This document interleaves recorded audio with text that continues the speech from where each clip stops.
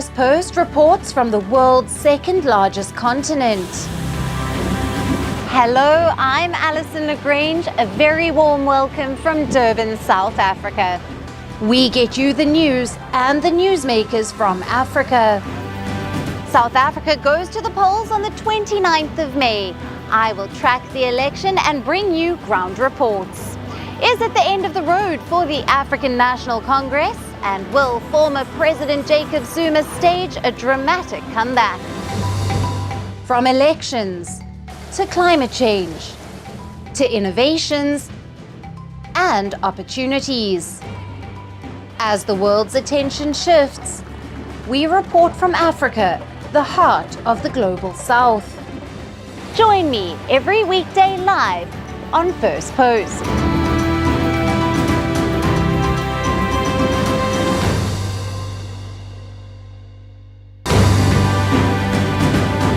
Firstpost reports from the world's second largest continent. Hello, I'm Alyson Grange. A very warm welcome from Durban, South Africa. We get you the news and the newsmakers from Africa. South Africa goes to the polls on the 29th of May. I will track the election and bring you ground reports. Is it the end of the road for the African National Congress? And will former President Jacob Zuma stage a dramatic comeback? From elections to climate change to innovations and opportunities.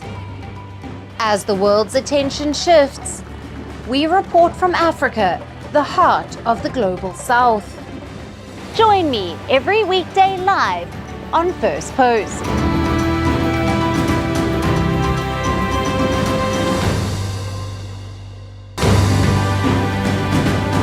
Firstpost reports from the world's second largest continent. Hello, I'm Alyson Grange. A very warm welcome from Durban, South Africa. We get you the news and the newsmakers from Africa. South Africa goes to the polls on the 29th of May. I will track the election and bring you ground reports. Is it the end of the road for the African National Congress? And will former President Jacob Zuma stage a dramatic comeback? From elections to climate change to innovations and opportunities. As the world's attention shifts, we report from Africa, the heart of the global South.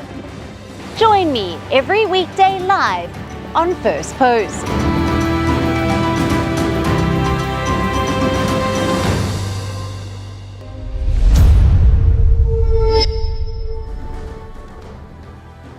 Hello and welcome to Firstpost Africa, where we get you the top stories from the continent and from across the world.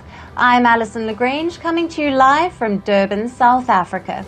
First, let's take a look at the headlines. Iranian President Ebrahim Raisi declared dead after rescue teams find his crashed helicopter in Iran's western mountain region. Iran announces 5 days of mourning.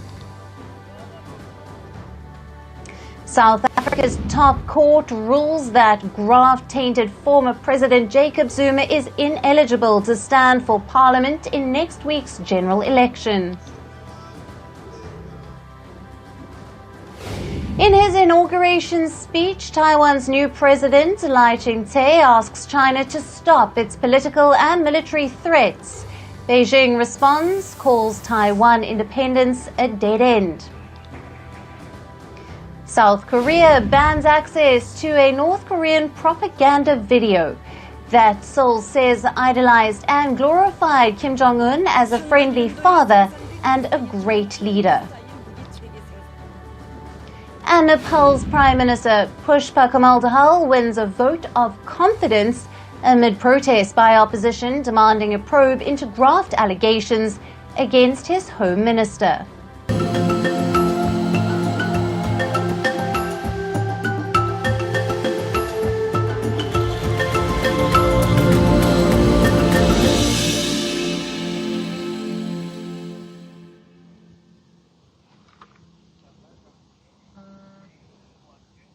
Hello and welcome.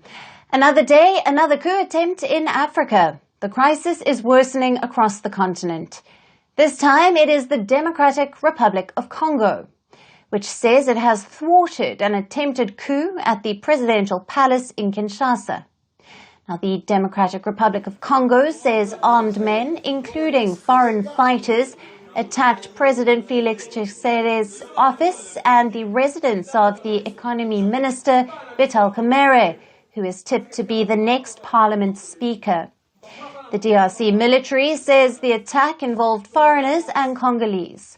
Shots were also heard outside the presidential palace at the time of the coup bid.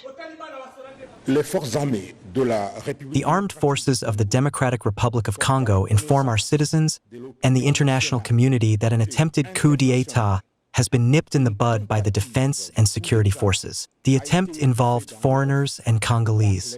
These foreigners and Congolese were put out of action, including their leaders. The defense and security forces are in full control of the situation. We'll come back to this in great detail with pictures to back it up. The army says the coup plot was led by Christian Malanga, a US-based Congolese politician. He was killed when his forces attacked the presidential palace. Now, the Congolese army says several Americans and a British man were a part of the operation. Around 50 people, including 3 American citizens, have been arrested, including Malanga's son. Videos have also emerged showing the leader of the attempted coup, Christian Malanga, broadcasting live on Facebook from inside the presidential palace shortly before he was killed. In the video, Christian Malanga had declared that the militants cannot carry on with President Tshisekedi, and the fighters were seen brandishing flags of Zaire, the name of the DRC under the dictator Mobutu Sese Seko, who was overthrown in 1997. The army says Malanga also attempted an aborted coup in 2017. We, the military, are tired. We can't put up with Tshisekedi and Khmer any longer. They've messed up this country too much. We've lived abroad, and when we see the social situation of the soldiers' children, it's unacceptable. Felix must go. Felix, you're out. The Congolese army says the group planned to attack the home of new Prime Minister Judith Suminwawa and the residence of the defense minister, but they couldn't identify the residences. Now, the African Union has strongly condemned and expressed concern over the attempted coup in the DRC. France's ambassador has urged French nationals to avoid the area near the presidential palace. The Congolese army says that the situation in Kinshasa has been brought under control. Streets near the presidential palace remain closed. We saw on social media, on TikTok, soldiers dressed in military uniforms with the insignia of the Zaire flag, shouting "New Zaire! New Zaire!" What surprises us is that the palace of the nation has a lot of presidential guards, but these people accessed it easily and were well armed. However, until now, we don't know exactly what happened. We are waiting for official information on national television. We are already in mourning because of what is happening in the east, but now people are dying as easily as chickens in the capital. We don't even know who these people are. What is happening in the country is not right. The palace of the nation has always been very secure. How did they get there? President Felix Tshisekedi was re-elected for a second term in December with over 70% of the votes. The parties backing him won around 90% of the seats in the parliamentary elections. But Tshisekedi is yet to form a government some 5 months after the elections. Now, for more details, we have with us David Otto, the Director for Geneva Center for Africa Security and Strategic Studies, who is joining us live from Abuja, Nigeria. Thank you for being with us. Thank you for having me. Thank you. Now, let's jump right in. Absolutely. Let's jump right in. Will this attempted coup amid a political crisis and unrest in the east due to the M23 rebels throw the DRC further into crisis. What happens now? Well, I think you're very correct. This is more of a demonstration of the coup pandemic that Africa has been experiencing, the Sahel, DRC Congo itself. This is the eighth attempt, in terms of a military coup d'etat, 2 successful coup d'etats in the 1960s. So it is a very worrying situation, especially as you mentioned, that DRC is still bedeviled by the crisis in the eastern part of DRC. The conflict that they have with Rwanda. Of course, this is not a conventional conflict, but some kind of a Cold War, with DRC at some point threatening to invade Rwanda. So the coup attempt comes at a very critical time. What is more worrying is the fact that, these armed men who are linked to foreigners, with U.S. citizenship and Canadian nationalities, they managed to penetrate the presidential defense, and then found themselves within the presidential palace, as they call it, or the presidential residence. Yes. It shows, that there was some level of violence, that may have been used. Otherwise, perhaps some level of compromise within the presidential guards. So it's still very early to tell, but it does demonstrate a very weak point in terms of, the renewed presidency of President Tshisekedi, who has just won his new term of office and is even yet to name his ministers. Yes. Again, one thing which is quite critical is to note that these armed men were going after the critical personalities, the presidential residence which houses the president, the home of the person who is who has been nominated to be the Speaker of the Assembly, and some perhaps the Ministry of Defense. It tells you that there has been some level of planning and preparation within it. It's a big concern for DRC Congo and the region. Yeah. Yeah, David, on that, what can you tell us about the foreign hand? There are reports that 3 Americans were among the perpetrators, including the son of Malanga, and arrests of a British and American nationals having been made. I think it's very important to, this is a very critical point, but one needs to understand that the circumstances are quite unique in the sense that, there is perhaps a reference to Congolese Americans. These are dual nationals, perhaps individuals who claim to be Congolese, but perhaps have American passport or Canadian passport. So we haven't seen any, so-called white Americans or people who are purely from American background without any African background. So it will be a very big concern to the American embassy and the Canadian embassy or any other embassy that, may have their citizens as involved in this attempted coup. Whether it demonstrates, some level of, an American, tacit support is something that one cannot yet establish. But I think what has happened here, especially in the case of Christian Malanga, is somebody who has, who attempted a coup d'etat again, as you mentioned, in 2017, and then, went to America. Now he has found himself in DRC Congo and organized, armed men to launch an attack. So the American government is going to be concerned. But we have to note that these are perhaps dual nationals, people with Congolese, background, rather than Congolese military men, in direct engagement. Yeah. Now, David, this is the latest among a slew of coups in Africa, as you mentioned. What are your comments on the coup epidemic that seems to be gripping the continent? I think it's quite simple. It does demonstrate that, democracy is being threatened. And I think, one of the reasons has been that governance, in terms of what political parties or politicians do promise in the cases of Africa, is not necessarily what they're delivering. And this is leaving a lot of people discontent to the level where they believe that, they can organize themselves in small armed groups and take power by force.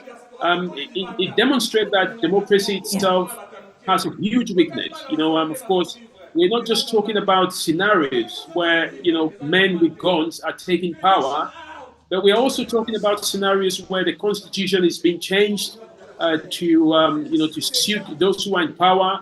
We're talking about scenarios where elections are being forged to allow for politicians to remain in power. So it's a whole combination of constitutional and military coups flying around the continent. And again, it tells just one message, that, the independence of the legislature, the executive and the judiciary, which forms the bedrock of democracy, it's no longer respected.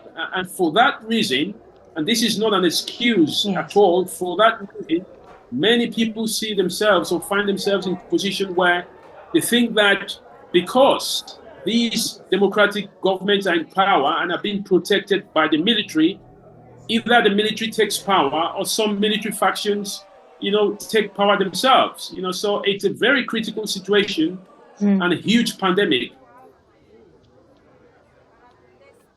Yeah, absolutely. David Otto, thank you very much for being with us on Firstpost Africa. Thank you for your time.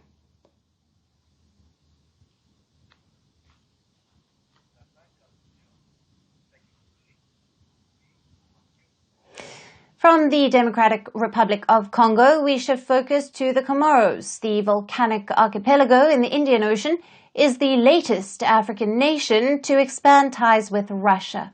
Now, Russia and the Comoros have disclosed their shared interests and have agreed to partner on what the Kremlin calls an important issue. Leaders from Russia and Comoros held talks on the sidelines of the 33rd summit of the League of Arab States, which was held in Bahrain last week. The president of the Comoros, Azali Assoumani, met a Russian special representative for the Middle East and Africa and emphasized priority on coordinating stance at the United Nations, particularly on conflict resolution in Africa. Both countries spoke at length on development of amicable Russian-Comoran ties. Now, with a focus on trade and economy, including fisheries, maritime, transport, agriculture and energy. The two countries also discussed personnel training. Bilateral ties between Russia and the Comoros witnessed a significant uptick after last year's Russia-Africa summit in St. Petersburg. President Assoumani, the African Union chairman at the time, attended the summit and said several African nations, including Comoros, had plans to host the upcoming Russia-Africa summit. Diplomatic relations between Russia and the Comoros goes back to 1975, when the archipelago gained independence from France. Moscow and Moroni have decided to focus on conflict resolution and modern challenges in Africa. Moscow has maintained that it firmly supports the principle formulated by African countries, and that is African solutions to African problems. Comoros is one of the world's poorest and smallest economies. The islands are hampered by inadequate transportation links. It has a rapidly increasing population and few natural resources. The low level of education among the labor force contributes to a subsistence level of economic activity and heavy dependence on foreign grants and assistance. Though France, India, Tanzania and Turkey remain key trading partners for the Comoros, experts say that Russia's economic engagement could really help the country to maintain stability. In recent years, Russia has been shoring up ties with countries across Africa. At the center of Moscow's rapidly increasing partnership in Africa is the geopolitical face-off between the Kremlin and the White House, which has further intensified after Russia's invasion of Ukraine in 2022. Russian President Vladimir Putin's strategy has focused on working with African elites and on expansion of defense ties. This not just includes supplying arms to African countries, but also deploying Russian mercenary forces in multiple coup-hit states, including Mali and Burkina Faso. Now, diplomatically, what Russia is scheming out is a sort of barter at the United Nations and other global forums. When Russia says it will back a coordinating stance at the UN on conflict resolution in Africa, it is also getting something in return. Russia is seeking more and more African votes in support of its position at the UN. It is interesting to note that many African countries abstained from voting or even voted against the UNGA resolution to condemn Russia's invasion of Ukraine. The West says Russia is undermining democratic stability in Africa. It also says Moscow's actions and strategies are further driving conflicts in the region. In response, Russia says the shift in Africa reflects increasing frustration with the failures of the West.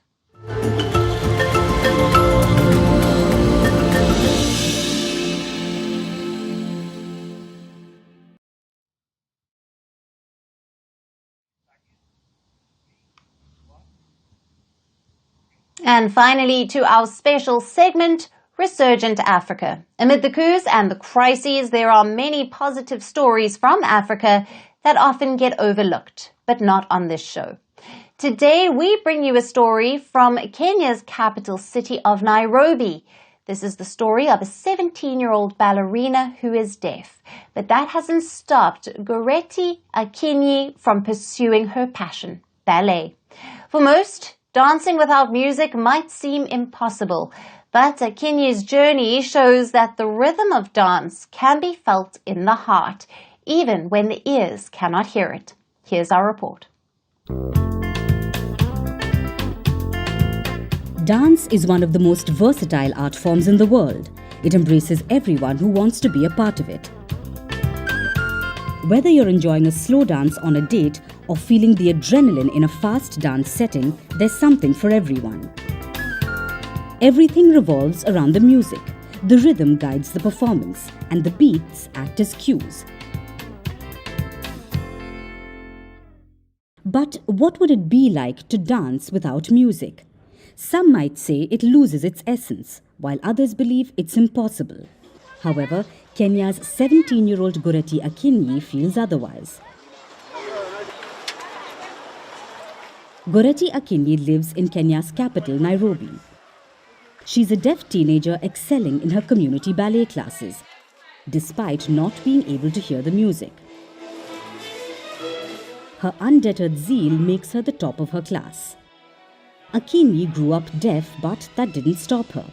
She navigated her life's challenges with determination. Back in 2020, when the COVID-19 pandemic began, she enrolled in a ballet class with other children. Back in 2020 during the COVID-19 pandemic, that is when I joined Project Elamu.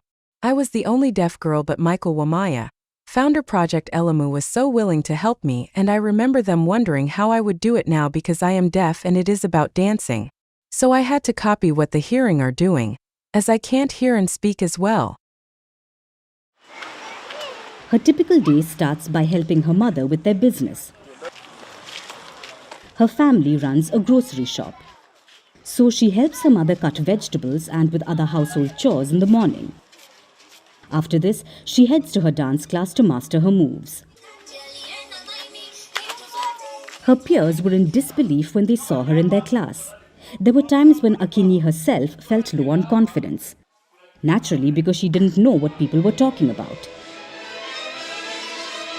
Yet, she kept mimicking her classmates' graceful movements, ultimately bringing rhythm into the dance with each step.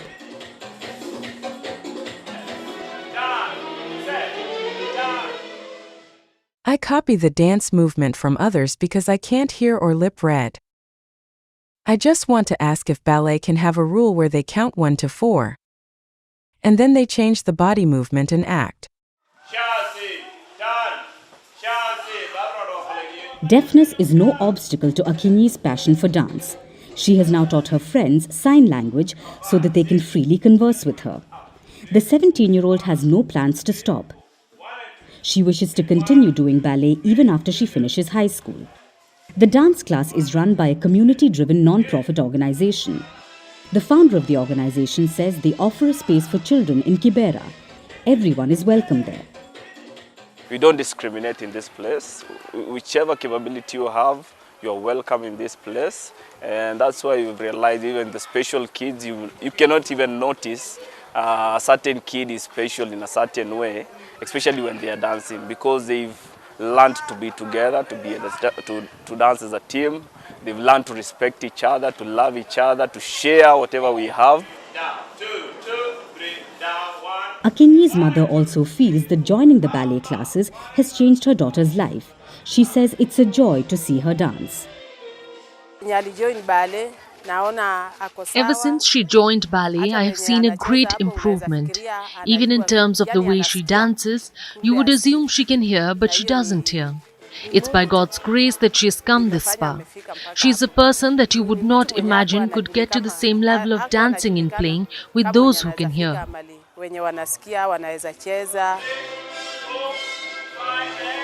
Goretti Akinyi's story shows the power of determination. Her journey is a reminder that passion and perseverance can overcome any obstacle, and that art has the incredible ability to unite and inspire people from all walks of life. And that's it on the show for today. We will see you again tomorrow at the same time. Thank you for watching. Stay tuned to First Post.